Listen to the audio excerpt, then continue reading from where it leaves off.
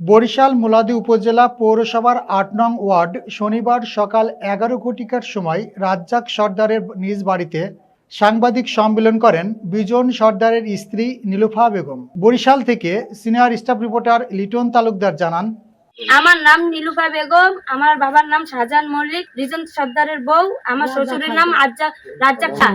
আমাদেরকে বাড়ি দিতে লইছে। তারপর যে এক আইনের লোক আমাদের সামনে খাড়ানো থাকার বিনিময়ে সে তারা বলছে আপনি এখান থেকে চলে যান, আপনি কেন এই জায়গায় আসতেছেন, আমাদের দারোগা থাকতে আমাদের রক্ষা, নাইলে সে আমাদেরকে মারার হুমকি, আমাদের বাড়ি ঘর আগুন লাগায় দেওয়ার হুমকি দিছে।